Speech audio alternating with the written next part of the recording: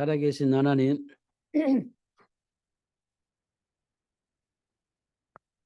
오늘도 하나님이 우리에게 말씀을 주시려고 모이게 하신 줄 믿습니다.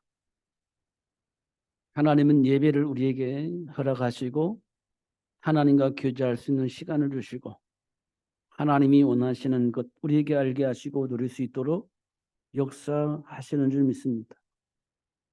하나님과의 소통이 너무 중요한데 방해하는 모든 흑암과 저질 세력을 겨박하여 주시고 하나님과의 관계를 회복할 수 있도록 그리스도를 보내주신 것 감사합니다. 그리스도 되신 예수를 통해서 하나님과의 관계가 회복되어지게 하시고 소통할 수 있도록 축복하신 하나님, 이 시간 우리가 말씀을 들을 수 있도록 귀를 열어주시고 마음의 문도 열어주옵소서. 말씀을 담을 수 있도록 축복해 주옵소서. 각인되어져서 본능적으로 하나님과의 축복을 누리는 삶이 될 수 있도록 축복해 주옵소서. 오늘도 최고의 복을 주실 주님을 찬양합니다. 평생을 하나님을 찬양하고 하나님의 영광을 위해서 살 수 있을 만큼 복을 허락하여 주옵소서. 예수님 이름으로 기도하옵나이다. 아멘.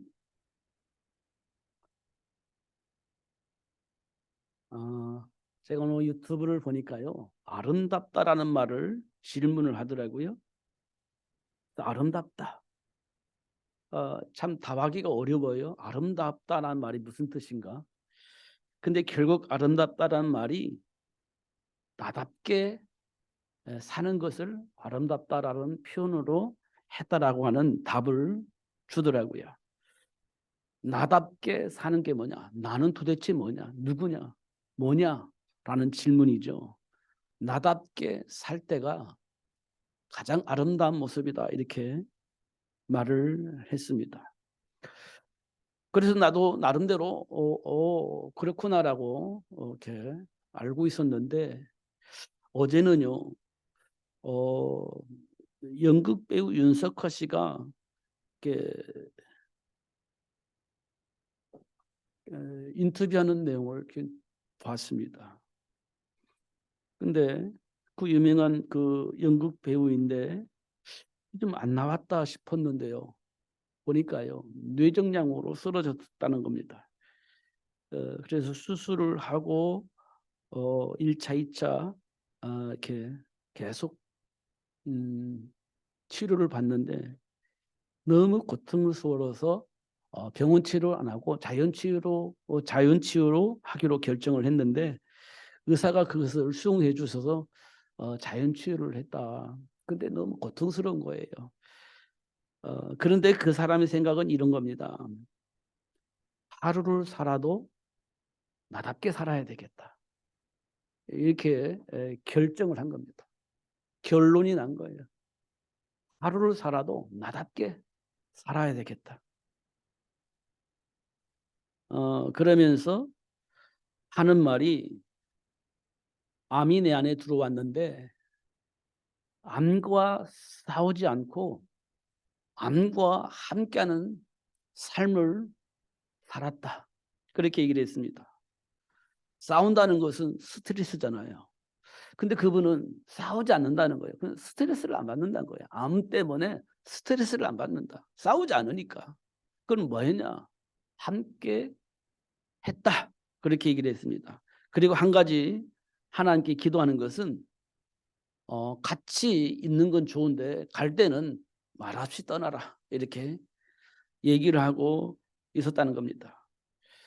그런데 지금은 많이 회복되어져서 연극 배우니까 연극도 보러 가고 후배들도 만나고 이렇게 하는 것 같습니다. 나답게 사는 거. 하루를 살아도 나답게 사는 거. 그분이 크리스천인 것 같은데요. 나답게 사는 거. 하나님과 함께하는 삶을 누리는 거. 이보다 더 좋은 것은 사실 없는 것 같습니다. 결론은 나야 된다는 겁니다. 결론이. 그래야 흉내내지 않고 누릴 수 있다. 이런 답을 얻었습니다. 그리고 우리가 찬양할 때든지 말씀을 들을 때든지 사실은 나와 관계가 있어야 돼요. 그 찬양이 나와 관계가 있어야 돼요.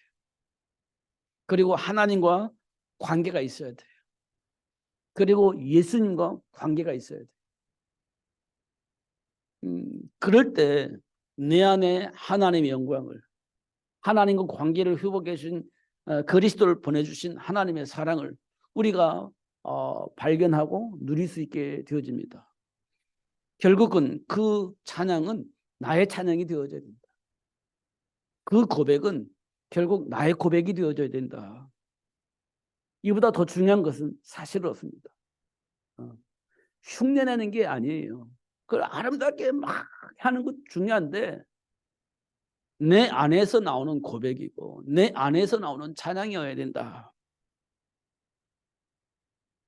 하루를 살아도 그렇게 사는 것이 중요하다.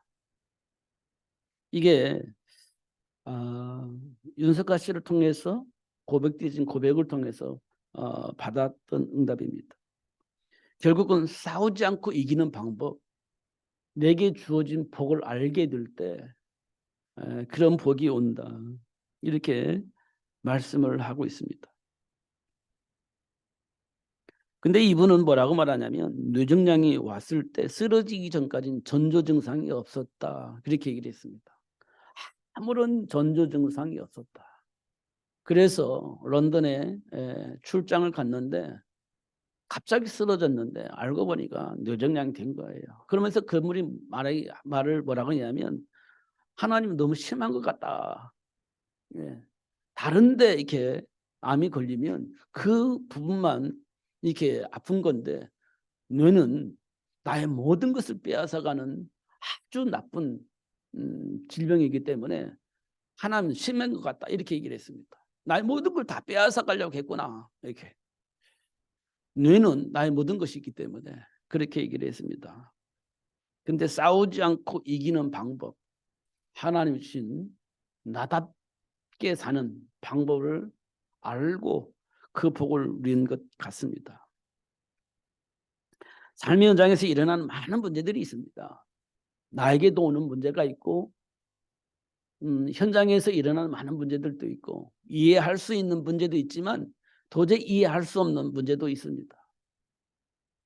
그러면서 우리는 뭐냐, 이 세상이 참 이상해졌다 이렇게 우리는 판단을 하죠. 교육이 잘못됐다, 삶의 문화가 좀 이상해졌다 이렇게 우리가 판단을 하게 되어집니다. 그럴 때마다 우리는 뭘 얘기를 하냐면 이 세상이 조금 더 정의롭게 바뀌었으면 좋겠다.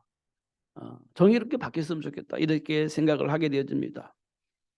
그런 사람을, 그런 능력이 있었으면 참 좋겠다. 정의로운 세상을 만들 수 있는 능력의 사람들이 많아졌으면 좋겠다. 이게 우리가 가지고 있는 생각들이죠.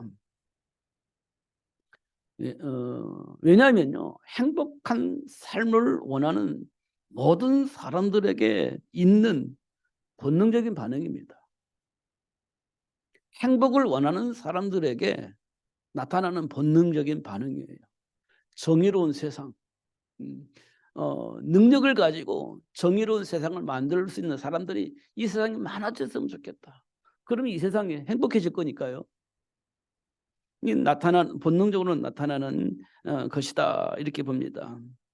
근데 어떤 사람은요, 아니 사랑이 필요해.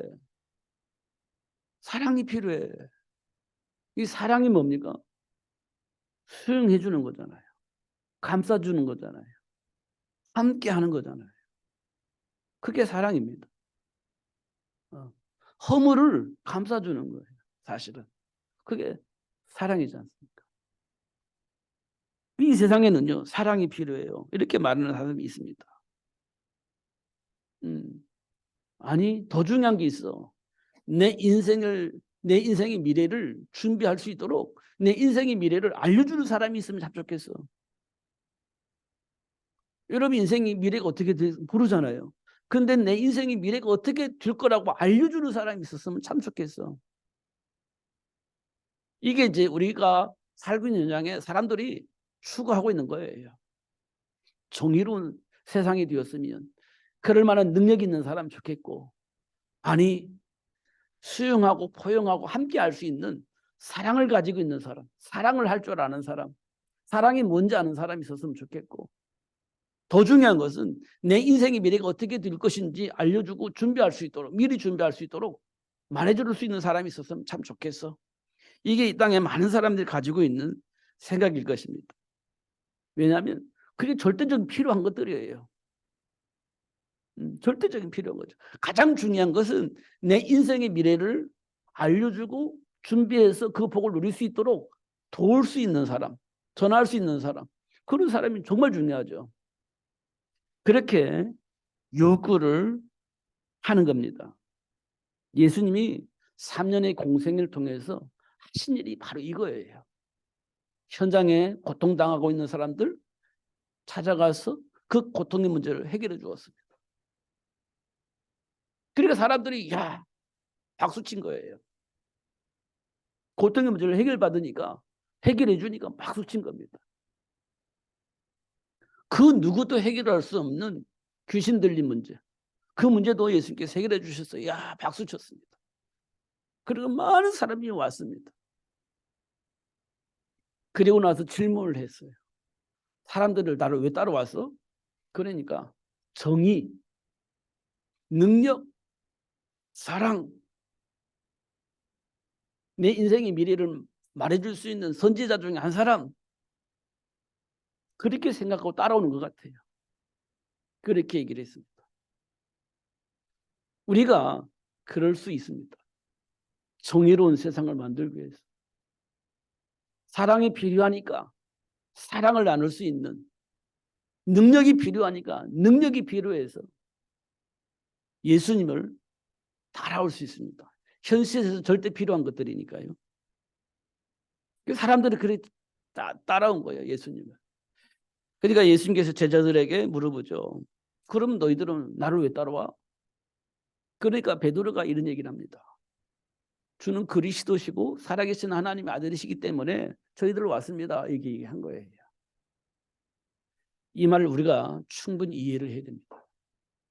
예수님은 그리스도시고 살아계신 하나님의 아들이십니다. 이 말을 우리가 이해를 해야 됩니다. 깨달아야 됩니다. 이 말 속에 주어진 축복을 응답으로 받아야 돼요. 그렇지 않으면 우리는 또 능력, 정의 이런 거 추구하게 되죠. 그리스도를 모르면 능력이 의미가 없어요. 그리스도를 모르면 정의가 사실 필요 없습니다. 그리스도를 모르면 사랑, 그거 절대 필요한 것처럼 보이지만 그게 세상 문제를 해결하지 못해요. 미리 알고 준비하는 거 너무 중요합니다. 그러나 근본적인 문제를 해결할 수가 없어요. 삶의 문제 해결할 수가 없어요. 세상 문제 해결할 수가 없어요.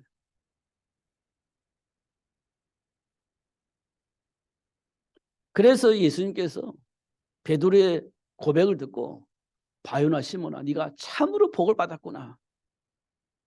그 복을 하나님이 지금 저와 여러분에게 주신 겁니다. 그 복을 누릴 수 있도록 그 복을 주신 거예요. 저와 여러분에게. 사단은 어떻게 하겠습니까? 우리를요 시시때때로 공격할 겁니다. 그 복을 발견하지 못하고 누리지 못하게 하려고 계속해서 공격할 겁니다. 무엇을 가지고요? 과거를 가지고, 허물을 가지고, 체질을 가지고, 나만이 가지고 있는 삶의 기준을 가지고 계속해서 공격할 겁니다.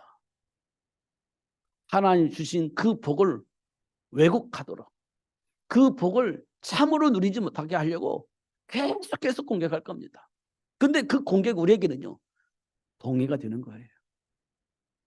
그 공격을 받을 때 그게 동의가 돼요. 그래서 따라가게 되는 거예요. 맞아, 맞아 하면서 사단의 이끌림에 가는 거예요. 확인해 보면 딱 그럴 겁니다. 맞아, 그 말이 맞아. 그 생각이 맞아. 그 판단이 맞아. 그 기준이 맞아. 하고 따라가는데 그게요. 사단의 함정이라는 겁니다. 아브라함이요. 기근 만났을 때 맞아. 따라갔습니다. 그게 함정이었다니까요. 딱 보면 함정이었어요. 근데 아브라함이 볼 때는 그게 함정이라 생각을 하지 않아요. 그게 내가 가지고 내가 만난 문제를 해결할 수 있는 유일한 방법이라고 생각을 하는 겁니다. 근데 따라가는 거예요. 그래서 근데 그게 함정이었다는 거예요. 이런 부분들을 우리가 좀 볼 필요가 있습니다. 근데 그 함정에 빠지지 않는 사람이 있어요. 다니엘과 세 친구. 함정에 안 빠졌어요. 우상 숭배. 그러니까 살 수 있어. 네가 가지고 있는 이 모든 환경을 누릴 수 있어. 근데 너 안 하면 다 빼앗길 수 있어. 네 생명도 보존할 수가 없어. 이게 지금 다니엘과 새 친구들에게 주어져 있는 환경입니다. 여러분 어떤 선택을 하겠습니까? 우리는 두말할 필요가 없이 함정에 빠질 겁니다. 그치, 내가 살아야 되니까. 그리고 내 안에 있는 그 명예도, 내 안에 있는 직위도, 지금 와 있는 어떤 삶의 규모도 다 보존할 수 있는 방법, 우상숭배하는 거예요. 그렇다면 다 빼앗기는데 생명마저도 없어지는데 그런 상황에 있을 때 우리는 어떤 선택을 할까요? 사단이 만든 올무에 묶이게 되어지는 그런 결과를 만들어내게 될 겁니다. 지금 우리 수준이 그래요. 지금 우리 수준이. 그런데 다니엘과 세 친구들은 그 속임에 속지 않은 겁니다. 하나님이 구원하실 겁니다. 그렇게 하지 않는다 할지라도 하나님과의 관계를 끊을 수는 없습니다. 이게 다니엘과 세 친구들의 고백입니다. 지금 우리 삶의 환경이 다 그렇습니다. 이때 우리는 어떤 선택을 하여야만 하는 상황이 되는 거예요. 우리가 수없이 말하잖아요. 문제 생기면 그 창세기 3장 문제야. 얘기하지 않습니까? 그 창세기 3장 문제야. 사단에게 속아서 잘못된 판단하고 잘못된 선택을 한 겁니다. 그게 창세기 3장이에요. 처음 시작이 그랬습니다. 사단의 올무에 묶여버린 거죠. 그 처음 시작이 그래요. 지금 우리가 그럴 수밖에 없는 것은 너희 아비에게서 온 거예요. 마귀에게서 온 체질이 지금 우리에게서 그대로 삶의 현장에 드러나는 겁니다. 그 모든 것들이 너희 아비 마귀에게서 나온 것이다. 지금 우리의 삶 속에서 드러나는 그 모든 것들이 너희 아비 마귀에게서 나온 것이다. 이렇게 말해주고 있습니다. 그러면요, 해결 방법이 있을까요? 하나님 주신 해결 방법 외에는 해결 방법이 없어요. 그 마귀의 일을 멸하신 예수를 통해서만 지금 내게 있는 체제를 바꿀 수 있는 겁니다.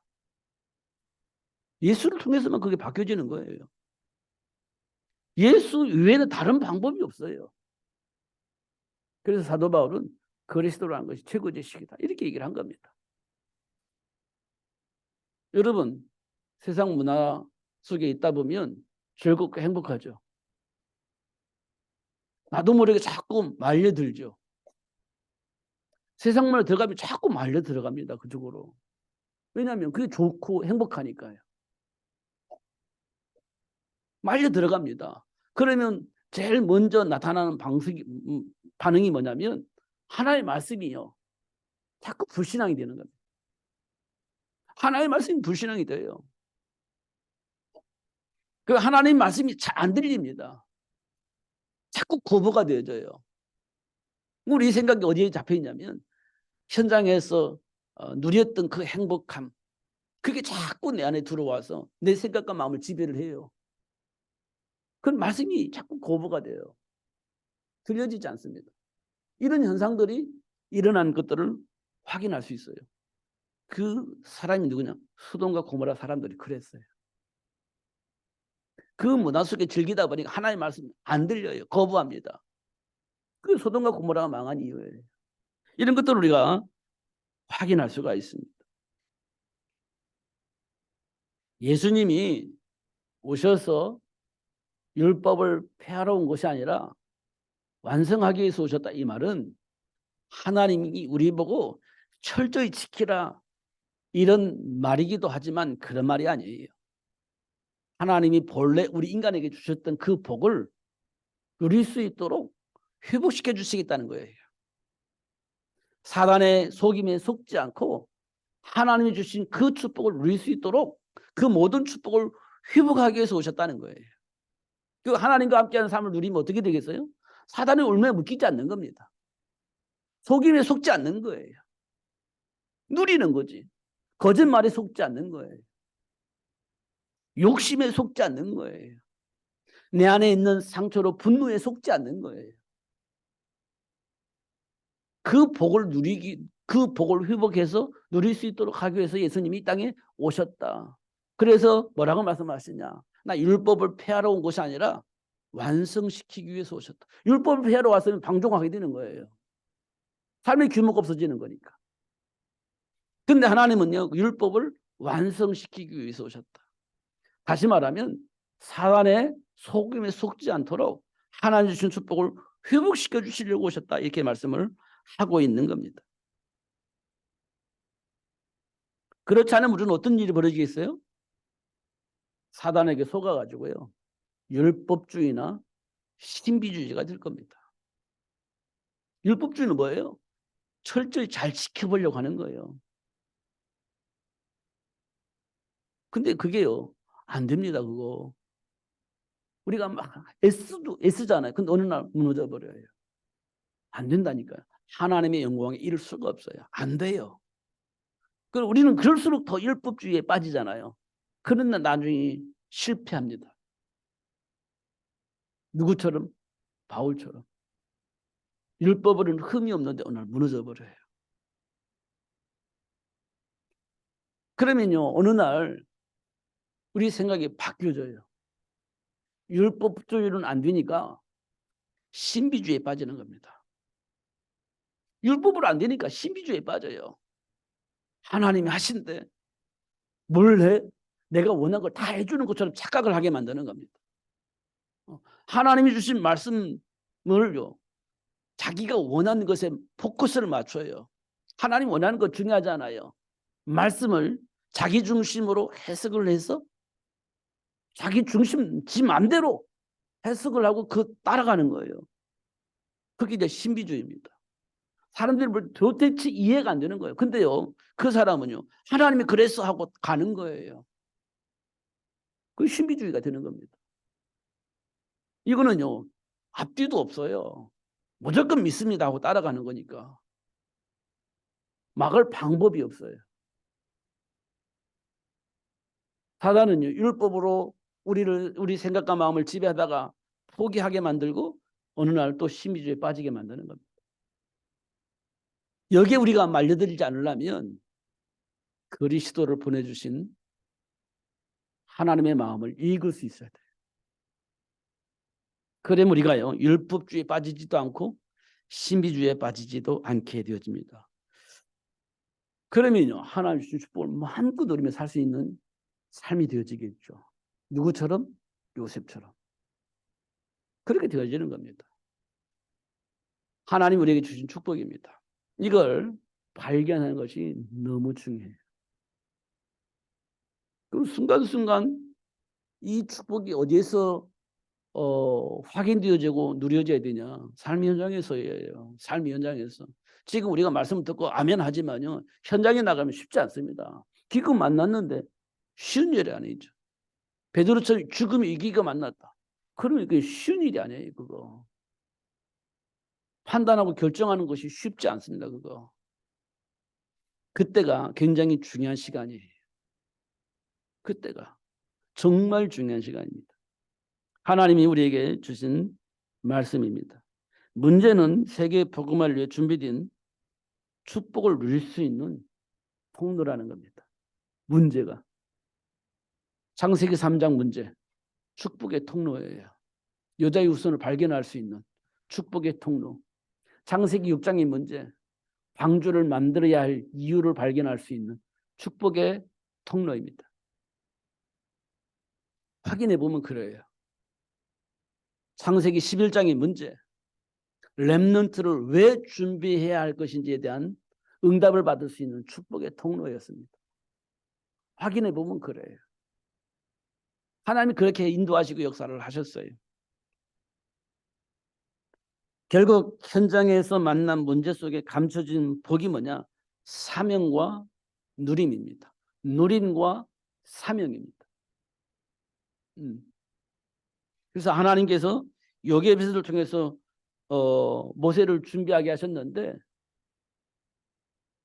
하나님과 함께하는 축복을 누리면서 이스라엘 백성들을 애굽의 노예에서 해방시키기 위한 사명이었습니다. 그래서 요괴벳은요, 누린과 사명 속에서 모세를 준비한 거예요. 그렇게 됐잖아요. 저와 여러분이 만난 문제는요, 딱 그런 겁니다. 누린과 사명 속에 있는 거예요. 그걸 발견할 수 있도록 하기 위해서 문제를 주시는 겁니다. 한나가 대를 이을 아들이 없었습니다. 그게 문제지. 대를 이어야 되는데. 근데 하나님께서는 한나를 통해 사매를 준비케 하셨어요. 왜냐하면 하나님과의 소통이 중요하기 때문에. 하나님과 소통이 안 되면 망해요. 준비된 축복을 누릴 수가 없으니까 소통이 안 되면 안 돼. 그런데 엘리 제사장 시대 때는요, 소통이 안 됐어요. 그러니까 사람들을 뭘 가지고 있었냐? 전부 다 우상을 가지고 있었던 겁니다. 나를 보호하고자 하는 본능으로 우상을 다 가지고 있었어요. 왜? 하나님께로부터 오는 응답을 받지 못하니까 그런 걸 하는 거예요. 이때 하나님께서 한나를 통해서 사매를 준비케 하셨어요. 그게 뭐냐? 누린과 사명이에요. 그래서 한나가 사무엘을 준비시켰죠. 그래서 하나님과 소통하면서 미스바 운동이 일어났는데 그때 사람들이 가지고 있는 우상을 다 내려놔요. 그리고 하나님과 소통이 되어지면서 하나님을 찬양하는 일이 벌어지게 되는 것을 확인할 수 있습니다. 하나씩 하나씩 우리가 삶 속에서 확인을 꼭 하셔야 될 부분입니다. 그리고 바울을 불러서 로마 복음화를 주었죠. 로마 복음화의 비밀 주신 겁니다. 왜 로마를 복음화해야 되냐? 그 이유를 알게 하셨어요. 누린과 사명입니다. 하나님의 배경을 알지 못하면 그렇게 가능하지 않아요. 그런데 하나님의 배경을 알게 되니까 누리면서 하나님 주신 사명을 감당하게 되어진 겁니다. 문제 속에 숨겨져 있는 축복이에요. 그러므로 그리스도를 아는 것이 최고의 지식인데 복의 근원으로 부름받은 아브라함이요. 기근 만나니까 딴 길을 가잖아요. 근데 그 딴 길로 간 그게 뭐냐면 언약을 회복하는 축복의 시간이었어요. 언약을 준비하는, 언약을 회복하는 축복의 시간이었습니다. 사랑하는 어부로 부름받은 베드로가요. 예수님이 수제가 되어졌지만 예수님을 저주하면서 부인했잖아요. 그때가 언제냐면 하나님 주신 언약의 의미를 깨닫는 시간, 회복되어질 시간, 어린 양을 먹일 수 있는 축복의 응답을 받는 시간이었습니다. 핍박자 바울이요. 다메섹에서 예수님을 만나잖아요.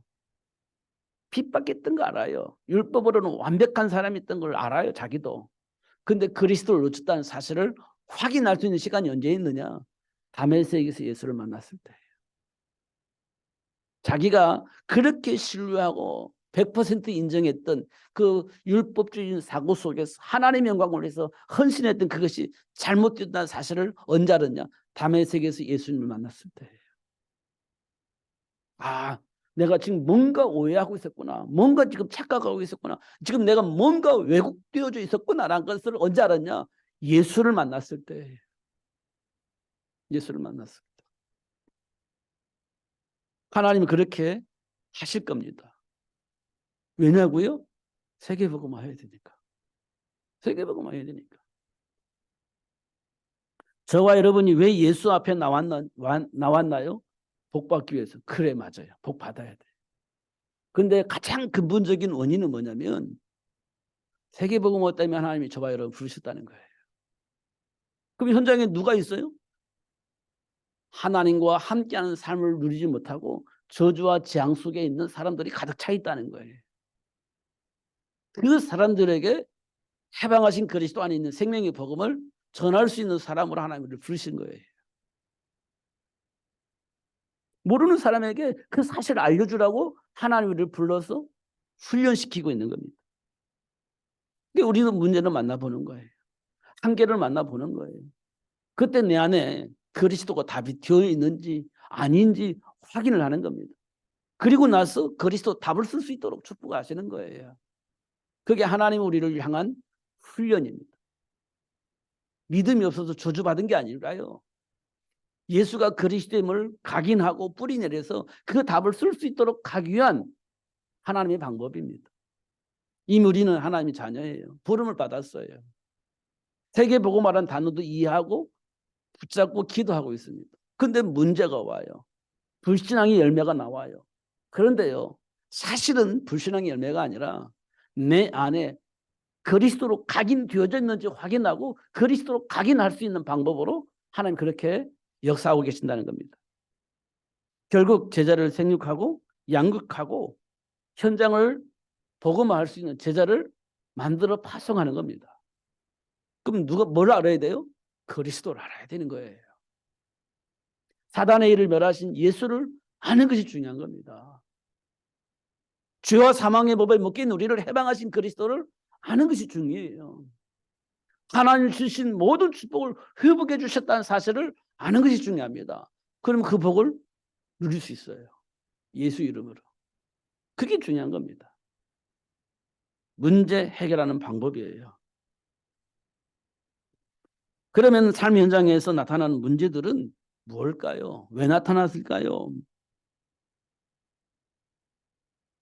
삶의 현장에 흐르고 있는 문화의 배경을 알아야 돼요. 삶의 현장에 흐르고 있는 삶의 문화의 배경을 알아야 돼요. 창세기 3장에 기록된 삶의 배경은 뭐죠? 하나님의 말씀을 왜곡시킨 겁니다. 중요한 것은 말씀을 왜곡시킨 게 중요한 게 아니라 인간의 정체성을 왜곡시킨 거예요. 하나님과 함께하는 삶을 우리는 구속받는 거로 착각을 하게 만드는 겁니다. 하나님에게 구속되어져서 사는 것처럼 착각하게 만드는 거예요. 그러니까 사단이 뭐냐? 해방되라는 거예요. 구속받지 말고 해방되어져 살으라는 거예요. 그게 창세기 3장 사건이에요. 여러분 구속받고 싶지 않잖아요. 해방받아서 마음껏 살고 싶잖아요. 거기에 사단이 공격하는 겁니다. 그러니까 하나님과 함께하는 삶을요. 구속받는 것으로 착각하게 만드는 거예요. 그게 사탄의 왜곡입니다. 그래서 뭡니까? 선악과 따먹으면 해방받을 수 있어. 구속받을 필요가 없어. 해방받을 수 있어. 하나님처럼 마음껏 살 수 있어. 이렇게 만든 겁니다. 그게 창세기 3장 사건이에요. 그 말 들을 때 여러분 막 흥분되지 않아요? 야, 그래 맞아. 나도 자유로운 몸이야. 나도 내 마음대로 하면서 살 수 있어. 흥분되지 않나요? 그럼 당장 그 길을 선택을 하겠죠. 그게 창세기 3장 사건이에요. 그 창세기 6장에 기록된 네피림 문화는요. 성공의 삶을 왜곡하는 거예요. 정말 성공은요. 하나님 주신 축복을 누리는 거거든요. 그러면요. 뭐가 돼요? 하나님 준비한 축복을 누리면서 현장을 행복하게 만들 수 있는 삶을 누릴 수 있습니다. 행복하게 살 수 있어요. 그런데 네피림 문화는요. 나중심이에요. 나중심이에요. 그러니까요. 하나님과 상관이 없어요. 내 마음대로 살고 싶은데 나중심으로 살고 싶은데 하나님께서 그러지 말라. 싫어. 그게 이제 하나님의 말씀 거부하는 이유예요. 나도 내 생각이 있고 나도 삶의 이유가 있고 그걸 위해서 준비하고 도전하는데 그러지 마. 하나님께서 그렇게 말씀하시면 여러분 어떻게 하겠어요? 싫어. 이렇게 둔 거 아니에요? 그게 창세기 6장 네피림 문화입니다. 어떻게 할 수가 없어. 그래서 하나님께서 홍수 심판을 하신 겁니다. 하나님의 말씀을 거부하는 거예요. 나름대로의 삶의 기준을 가지고 성공하고 있으니까 나름대로의 삶을 살고는 겁니다. 그래서 하나님께서 말씀하시면 싫어. 난 내 맘대로 할게. 이렇게 되는 거예요. 그게 창세기 6장 사건입니다. 11장 사건은 뭐냐면요. 해결책을 왜곡하는 거예요. 해결책이 왜곡돼요. 뭡니까? 우상숭배하죠. 우상숭배하는 겁니다. 왜곡돼요. 정의, 능력, 사랑 이걸로 해결될 거라고 착각을 하게 만드는 겁니다. 왜곡된 해결책이에요. 인간의 해결책은 뭡니까? 하나님과의 관계 소통하는 거예요. 하나님과 관계 회복하는 거예요. 그게 삶의 문제 해결하는 방법입니다. 유일한 방법이에요. 그런데 우리는 정의, 능력, 사랑 뭐 이런 것 가지고 삶의 문제를 해결할 거라고 생각을 합니다. 그거 있으면 해결될 거라고 생각을 하는 거예요. 왜곡된 해결책입니다. 그게 창세기 11장 사건이에요. 우리 삶 속에 있는, 우리 마음 속에 있는, 나도 모르게 내 안에 각인되어져 있는 그런 문제들을 말해주고 있습니다. 그런데 우리는 늘 한계를 만나요. 그런데 한계를 만나요. 최선을 다하는데 한계를 만나요. 그게 사탄의 일입니다. 왜곡하고 이간질하고 욕심 부리게 만드는 사단의 일이 우리 안에 들어와 있기 때문에 자꾸 탈선을 하는 겁니다. 그때마다 우리는 한계를 느끼는 거예요. 그때마다 한계를 느끼는 겁니다. 탈선하니까 한계를 느끼는 겁니다. 그게 사탄의 일입니다. 그 사단의 일을 멸하신 예수가 내 안에 들어올 때 거기에서 벗어날 수 있어요. 한계에서 벗어날 수 있습니다. 그런데 우리가 왜 자꾸 탈선하느냐? 죄와 사망의 법에 이미 묶여 버렸기 때문에 사단의 말을 듣지 않으면 어떻게 되겠어요? 죽음이 내게 오는 것처럼 죽음이 내 안에 오는 거예요. 죄의 삭은 사망이니까. 죄와 사망의 법에 이미 묶여 있기 때문에 마귀의 말을 듣지 않으면 죽어요. 그러니까 어쩔 수 없이 마귀의 말을 들어야 돼.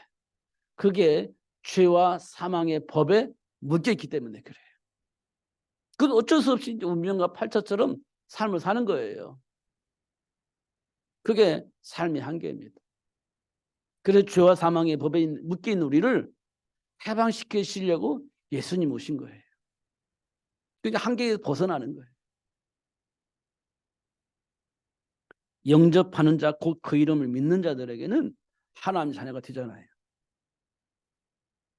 누구를요? 내가 곧 길이요 진리요 생명이니 나로 말미암지 않고는 아버지께로 올 자가 없다. 예수님께서 하신 말씀이에요. 예수님 영접할 때 그 모든 축복이 회복되어지고 한계에서 벗어날 수 있는 축복을 누릴 수 있게 되어집니다. 다른 이름이 있냐? 없어요. 구원할 만한 다른 이름을 하나님이 주신 적이 없어요. 오직 예수입니다. 유일하게 한 길을 주셨어요. 예수를 주인으로 영접하는 거예요. 그러면 모든 복을 누릴 수 있게 되어집니다. 결국 현장에서 일어나는 일들은요, 굉장히 중요합니다. 우는 사자처럼 산길자를 잡고 있는 사탄이 우리를 공격을 해옵니다. 그때가 굉장히 중요해요. 그때가. 이미 이 말은 뭘 의미하느냐면 이미 내가 하나님과 관계가 있는 사람이라는 사실을 확인할 수 있는 시간이에요. 내가 하나님 자녀가 아니라면 마귀가 우리를 그렇게 공격을 안 해요. 이미 마귀 자녀인데 우리를 공격할 필요가 없죠. 근데 내가 하나님 자녀예요. 그럼 마귀가 공격을 하겠죠. 그걸 우리는 빨리 알아차려야 돼요. 공격당할 때 지금 내가 누구냐? 정체성을 아는 시간이에요. 그리고 이미 회복되어졌고 누릴 수 있는 신분이라는 사실을 아는 거예요. 공격받을 때 그걸 빨리 눈치채는 거예요. 그러면요. 어떻게 돼요? 여자의 후손이 지금 삶 속에 있는 문제에 대한 답이 되는 거예요. 여자의 후손이 답이 되는 겁니다. 사단의 머리를 박살낸 여자의 후손. 그분으로 내가 답을 쓰는 거예요. 위기인데 여자 유순 이게 딱 답이 되는 거예요. 희생제물 어린의 피, 방주 이게 다 하나님이 나에게 원하는 거예요. 그럼 어떻게 되겠어요? 그렇다면 하나님 원하는 대로 렘넌트 준비해야 되겠다 이렇게 되는 거예요. 이게 되는 거예요. 이게 되어야 맞잖아요. 출애굽을 위해서는요. 모세가 준비되어져야 돼요. 하나님과 소통하려면요. 사무엘이 준비되어져야 돼요. 세계를 복음하려면요. 렘넌트가 준비되어져야 돼요. 복음을 전할 수 있는, 누리면서 복음을 전할 수 있는 렘넌트가 준비되어져야 되는 겁니다. 우리가 삶 속에서 문제를 만났을 때, 위기를 만났을 때, 한계를 만났을 때 이렇게 딱 답을 내버려야 돼요. 요셉이 그랬잖아요. 한계를 만났을 때. 어떡하지? 그잖아요. 어떡하지? 하나님께 질문하는 거예요. 하나님 주신 답을 통해서 답을 얻는 거죠. 그러면서 누리는 거예요. 그 누림 속에 하나님이 약속하신 대로 형통하게 되어지는 복을 받게 되어져요. 그런 겁니다. 근데 마침 누구를 만나요? 자기를 노예로 판 형들을 만나요. 형들을 만나요. 애굽이 종료가 딱 되어 있는데 형들이 쌀 사러 온 거예요. 야, 잘 왔다. 잘 만났다. 막 그러면서 과거에 노예 생활하면서 스트레스 받았던 거, 막 누명 쓰고 감옥에 가서 있었던 거, 이렇게 막 이렇게 드러났을 겁니다. 생각났을 거예요. 물론 하나님이 주신 응답 속에서 누리고 있었지만 노예 생활이 만만치 않잖아요. 누명 쓰고 감옥에 가서 감옥 생활이 만만치 않잖아요. 막 그런 생각이 났을 겁니다. 응답 받았지만 우리가 그래요. 분명히 하나님이 그 문제를 통해서 응답받고 누리고 있었는데 막 그 원수 같은 사람 만났다. 뭐 생각나요? 응답받은 생각이 안 나고 고생한 거 생각나는 거예요. 너 때문에 내가 얼마나 고생했는지 그게 생각나는 거예요. 그러면요 반드시 말하게 되어 있습니다. 그때가 이간질 당하는 시간이거든요. 근데 요셉이 그 시간에 딱 만난 거예요. 근데 요셉이 뭐라고 하냐?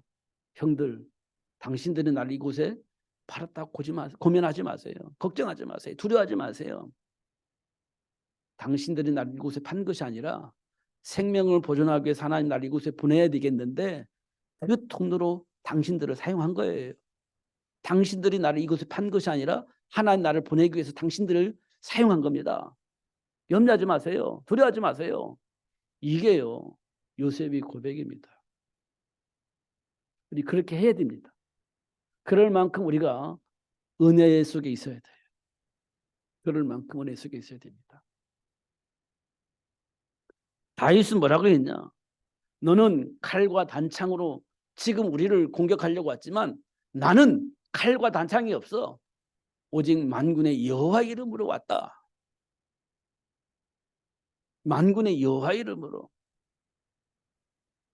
그러면서 내가 양을 칠 때 한 마리도 내가 양을 잃어버리지 않았어. 사자가 곰이 와서 공격해온다 할지라도 능히 그들을 물리칠 수 있도록 하나님 나와 함께 계셨어. 하나님 욕하는 너는 오늘 나한테 죽었어. 이게 다윗의 고백입니다. 그게 지금 우리 삶 속에서 일어나는 일들이에요. 그리고 바울은 뭐라고 하냐? 예루살렘에서 이 복음을 증거한 것처럼 로마에 가서도 이 복음을 증거할 것이다. 그게 고백입니다. 내가 예루살렘에서도 이 복음을 말했는데 로마에 가서도 이 복음을 말할 거야. 가이사파에 가서도 이 복음을 말할 거야. 이게 바울의 고백입니다. 예수님께서 말씀하셨어요. 땅끝까지 이르러 내 증인이 되리라. 이게 세계복음입니다. 이 복음이 모든 민족에게 다 증거되어지는 후에 내가 다시 올 거야. 그러면 이 세상의 모든 사람들에게 사탄의 일과 사탄의 일을 멸하신 예수 그 사실을 말할 수 있는 증인이 될 수 있도록 내가 그들을 이끌어 갈 거야. 이 말이거든요. 근데 이 길을 누가 막아요? 막을 수 없어요. 결국 되어지는 겁니다. 로마 황제가 어쩔 수 없이 복음을 받아들일 수 있도록 하나님 축복하셨잖아요. 결국 이 복음이 모든 민족에 다 증거돼서 하나님이 역사하실 거란 말이에요. 막을 수가 없어요. 막을 자가 없습니다. 아무것도 할 수 없는 것처럼 보이지만 결국은 되어져요. 이사야 6장 13절에 보니까 다 배움을 해서 끝난 것 같아요. 그런데요, 구루터기가 나오는 겁니다. 뒤어지는 거예요, 결국은. 결국 하나님이 준비하신 그 복을 누릴 수 있도록 이끌어 가고 계시는 겁니다. 그 복을 누릴 수 있도록 역사하고 계시는 거예요. 그 복을 여러분들이 현장에서 꼭 받으시기를 바랍니다. 꼭 확인하시고 누리시는 여러분 되시길 바랍니다. 이것만이 세상을 살릴 수 있는 방법이에요. 이 세상을 복되게 할 수 있는 방법이에요. 그 일을 위해서 하나님이 저와 여러분을 부르셨다는 겁니다. 꼭 확인하시고요. 그 복을 누리시는 여러분 되시기를 예수님 이름으로 축복합니다. 기도하겠습니다. 하나님 아버지 감사합니다. 최고의 복을 주시고 알게 해주셔서 감사합니다. 문제를 만날 때마다 하나님 주신 배경을 알게 하시고 누리면서 하나님 주신 사명도 잘 감당할 수 있도록 역사하여 주옵소서. 예수님 이름으로 기도하옵나이다. 아멘.